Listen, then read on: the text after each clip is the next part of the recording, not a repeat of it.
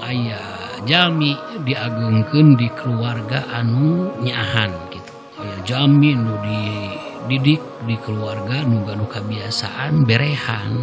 Wah, ti aali teh kanu kitu nyaah, kanu kieu nyaah, kanu kitu berehan, kanu kieu berehan. Ti aali teh babaturan sekolah diondang dibere dahar gitu kan. Aya babaturan teu bogohan buku dibere buku. Da nyaahan da berehan gitu eta teh. Tos we eta teh. Dongeng keur budak. Tah caritana ngaos tauhid kan geus kolotna teh. Kacandak tah kabiasaan berehan, kebiasaan nyahan teh kacandak nepikeun ka kolot pan, tapi dasarna sanes tina iman, tina kabiasaan. Hiji mangsa aya babaturan sarua ngaji di saar gitu ya. Datang ka imahna teh silaturahmi. Cingur sugan nyepeng duit tiis. Ieu teh ditagih ku nu boga kontrakan geus telat saminggu. Tah eta teh dipentaan tulung kitu dina kaayaan takdir keur teu cecepengan eta teh. Kitu biasana mah Allah nuduhkeun kabar teh kitu.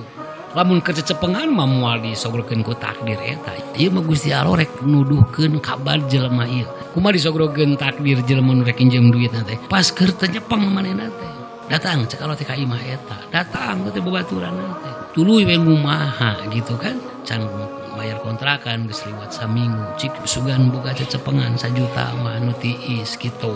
Tah eta teh gelisah. Teu bisa nulungan teh gelisah gitu eta. Nepikeun ka teu bisa sare 2 poe. Naon cing nu kapikiran teh? Teu bisa nulungan babaturan.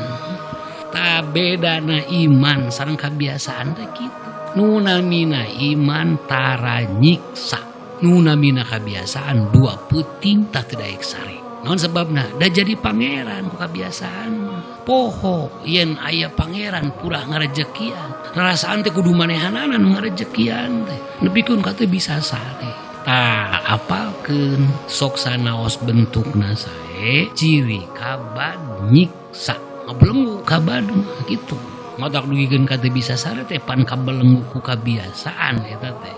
Surlah contoh namanya ngan ka hartosnya. Tak gitu maksudna kabad teh gitu. Janten canakan tina didikan masa urang teh can gaduh pamadegan, lagu lebet ka usia balik, urang ngamitan kedah gaduh da dasar iman. Tah sehingga keberadaan kabad tangtosna ge jadi masalah kan.